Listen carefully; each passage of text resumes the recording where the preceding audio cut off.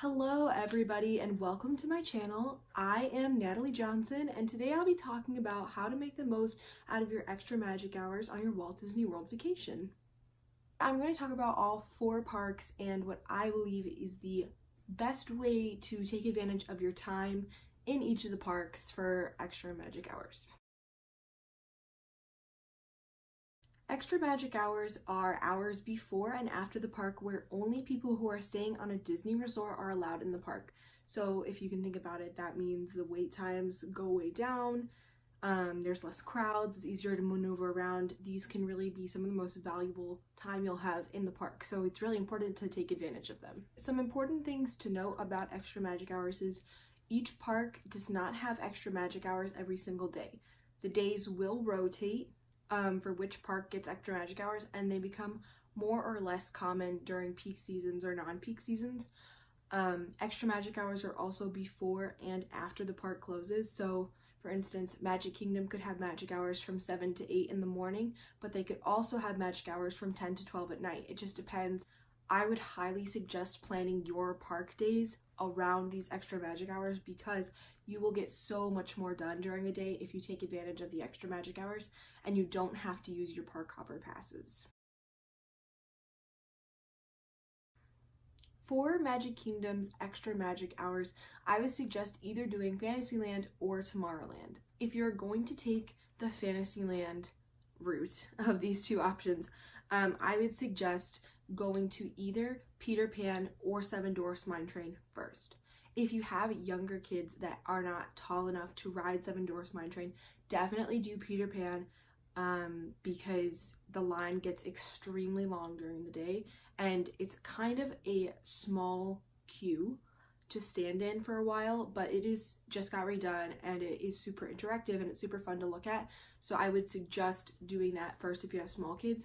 If you do have older kids like me and my family, I would definitely suggest going to Seven Dwarfs Mine Train first because the line for that is outrageous. Now, if you do end up getting a fast pass for Seven Dwarfs Mine Train, which is not uncommon, you can get fast passes for this ride pretty easily now, I would say, if you're on top of your game with your fast passes.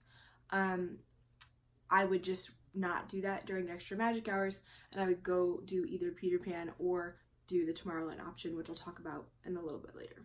After you've picked either doing Peter Pan or Seven Dwarfs Mine Train, the lines for the extra magic hours will be a little bit longer on some of your bigger attractions. So I would wipe out the rest of Fantasyland by doing things like Little Mermaid, Winnie the Pooh, Dumbo, Goofy's Barnstormer is also in Fantasyland. I would save rides like Small World because it has an indoor queue for during the day when it gets really hot out. So that's just up for your interpretation. But I would definitely suggest picking which of your 2 big attractions you're going to do based on what fast passes you get, and then do the rest of Fantasyland after, because Fantasyland will have longer lines than some may expect, especially during peak seasons, and not all of the queues are indoors, so they're a little bit harder to wait through during the really hot parts of the day. If you do pick the Tomorrowland way, I would definitely suggest going to Space Mountain first because Space Mountain, again, like Seven Dwarfs, gets kind of a long line during the day. However, it is important to note that a lot of the time Space Mountain will shut down. So sometimes it'll shut down and it won't come up at all back through the day. Sometimes it'll be closed in the morning, but it'll open up later in the day. You kind of just have to play your cards right and ask around in the morning. Make sure, like, if you're gonna do that, yes, Space Mountain is open, so that way you don't waste your first rush to get on your big ride. If Space Mountain is closed in the morning during extra magic hours, go do one of the Fantasyland rides. Go do Peter Pan, go do Seven Dwarfs, and then wait and see if it's going to come back up before the park opens or even right when the park opens, and then go do it because you're still having the advantage of nobody being in the queue. Once people get in the queue is when you start to get a little bit of trouble with these other bigger rides and you need to get fast passes for them or you'll have to wait it out. If you do go on Space Mountain during the extra magic hours and it's open and you don't have to wait for it, I would then suggest doing Buzz Lightyear Space Ranger Spin after that, because again, that gets a little bit lengthy and it's all out. The queue is almost all outside, and it's very tightly compact, so it's not very comfortable to wait in, and it's super fun. I would definitely not pass up that ride, especially if you have younger boys, or even like me and my sisters. We love that ride. One of my biggest tips for extra magic hours is try not to eat during extra magic hours. Extra magic hours are the most valuable time of the day because the queues are going to be so much shorter, especially in the morning when there's nobody in the queues before the park opens. You'll be able to walk onto rides. Do not spend your time eating in the park. It is the biggest waste of time during extra magic hours. Eat before you get to the park, really early in the morning, like eat a snack, and then once the park officially opens, go to a quick service and sit down and eat for a little while. My other tip for Magic Kingdom is after the park opens officially to the rest of the public, I would go to Frontierland and I would do things like Big Thunder Mountain and Splash Mountain right when the park opens. A lot of the times these attractions aren't even open during extra magic hours. Normally it is just Fantasyland and Tomorrowland. However, during crowd seasons sometimes there are exceptions. But I would wait until the park opens to do Frontierland, and I would go do Big Thunder Mountain in the morning, and then I would do Big Thunder Mountain at night again because that ride is so much fun, and it's so much fun at night too. So those are my tips for extra magic hours at Magic Kingdom. Extra magic hours at Epcot is a lot simpler than extra magic hours at Magic Kingdom because Future World is the only place that is open during extra magic hours. For Epcot, it is really important to note that fast passes are essential. There are very few high weight attractions at Epcot, and it's really important to plan out what you're going to do there so that way you can do all of them, because otherwise you may not get to do one that you really wanted to do. So my suggestion would be to try and get a fast pass for the Frozen Ever After ride. Because that is in Norway, it is a long walk to get there from World Showcase. It's normally open during extra magic hours, but like any ride, it has its problems some days. So it's not worth your time to walk all the way back to Norway during your extra magic hours when most of the attractions you're going to be able to do are in Future World. I would suggest going to Soarin' first during extra magic hours. Soarin' gets a really long wait. The queue is boring. The queue is so hard to wait through. Personally, I feel like it takes forever to get anywhere, and I would really suggest going there first because the ride is awesome. It is totally one you do not want to skip, but it is awful to wait in that line. But if you do it during extra magic hours, you can walk right on the ride, you can enjoy the ride, and then because you walked right on it, you have all the time still to do things during extra magic hours. Now I know some seasoned Disney guests are going, why not Test Track? Why wouldn't we go to Test Track first? My experience with Test Track is that it never works first time in the morning. I don't think I've ever gone to Epcot and had Test Track be open right when extra magic hours was open. It always breaks down. And even if it doesn't break down, the queue is more interesting and it goes faster. It goes by faster. So I would definitely suggest going to Soarin' first. Go to Soarin', then once you get off Soarin', you can see what the wait is for Test Track. If it's not over 30 minutes, if it's over 40 minutes even, I would say you should go do it, wait in that line. It moves really quickly, and a lot of the times during extra magic hours, the time is shorter than what it says on the time clock. So I would do Soarin', and then if Test Track has a shorter line, or if Test Track is just opening because it was down, I would definitely go do Test Track.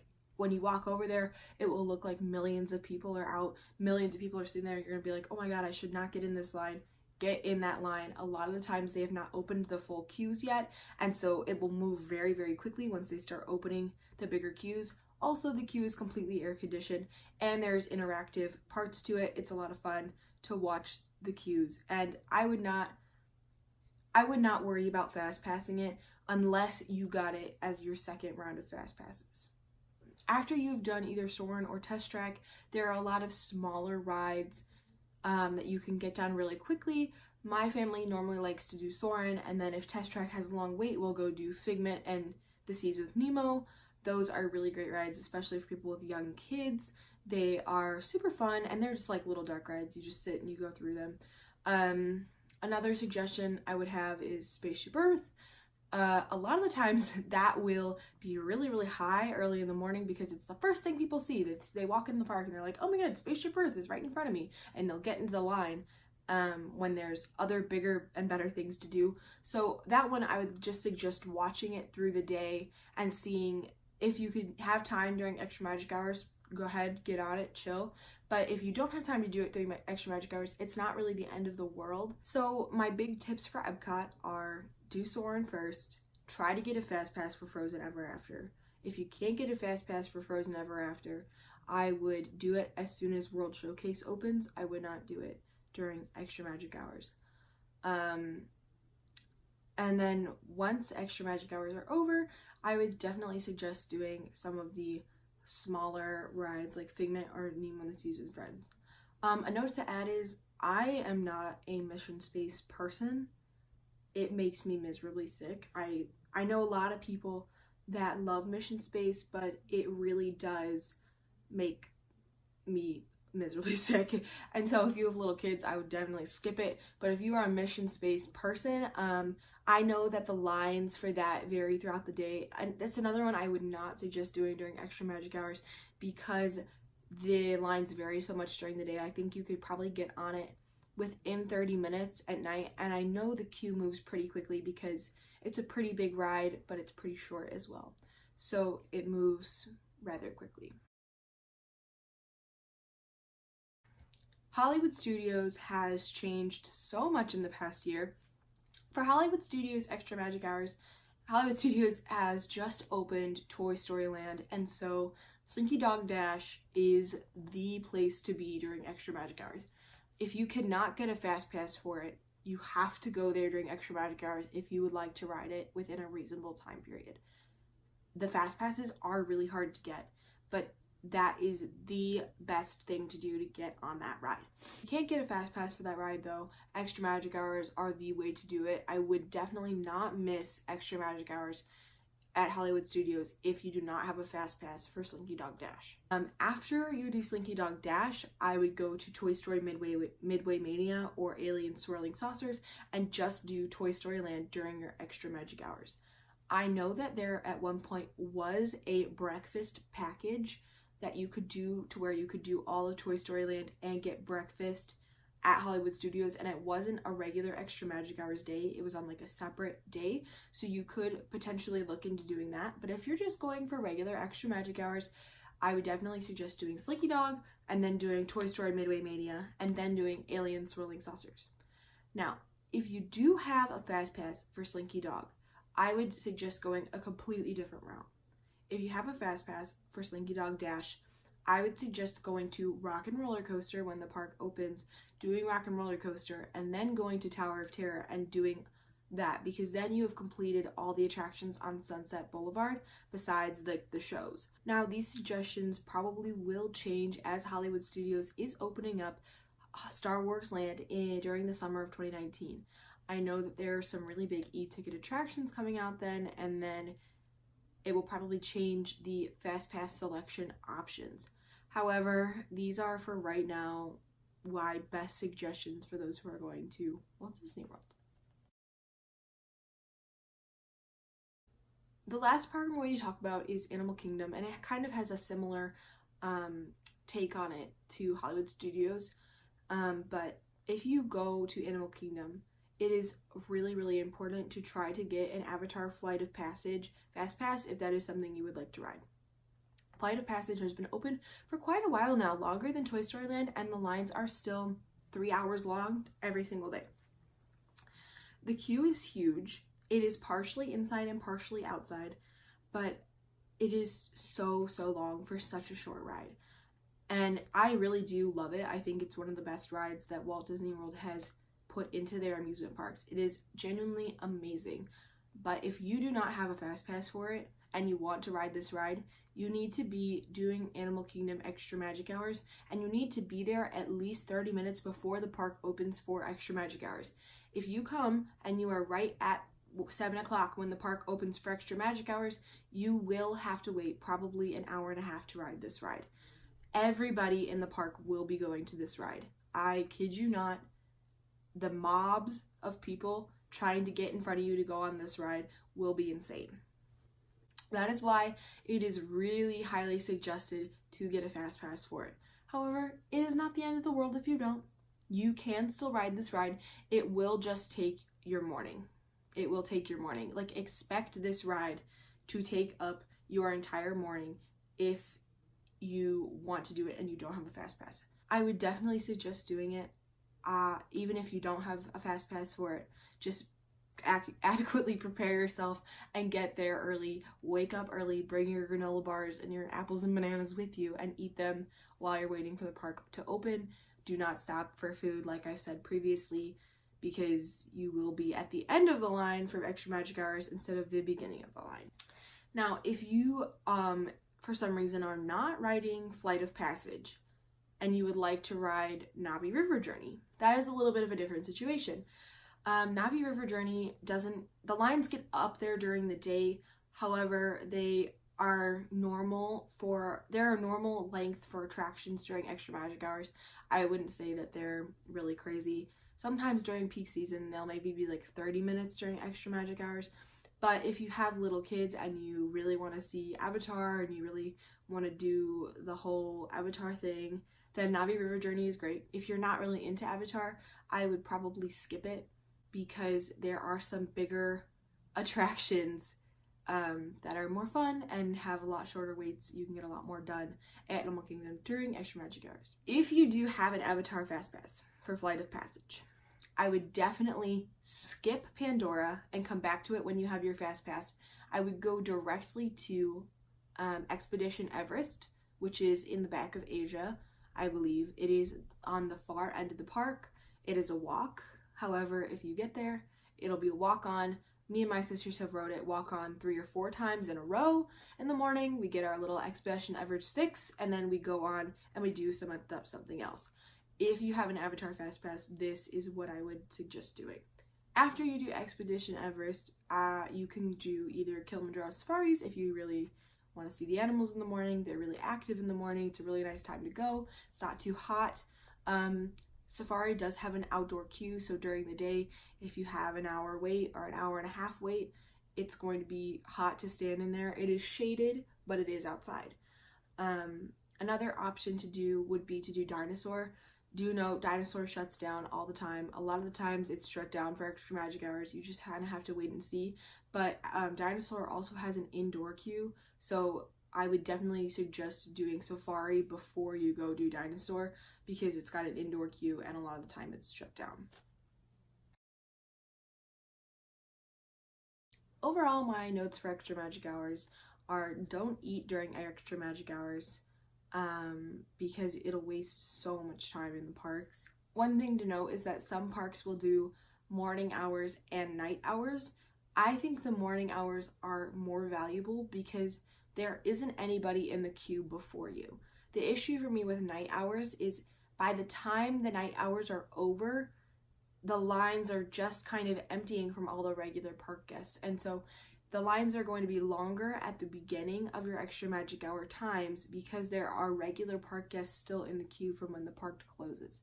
So I would definitely suggest getting up early, if you're not a morning person, I would really suggest getting over it and getting up early and going for those early morning hours over staying for the night ones because there is going to be more people at the night ones than there will be at the morning ones. It is important to remember that these are only for Disney Resort staying guests or those who are staying with the sistering hotels. It depends again on the packages you get with them, but I would definitely check and see if you are staying with a hotel that offers Disney's extra magic hours. And if you are planning a vacation, I would highly suggest staying on Disney property because of these extra magic hours. Alright, thank you for watching this video. I hope that I could bring you some help in planning what to do during your extra magic hours at your Walt Disney World vacation. If you like this video, feel free to give it a thumbs up. Also, please hit that subscribe button. And if you have any questions, feel free to leave a comment down below and I will try to get back to you and answer this.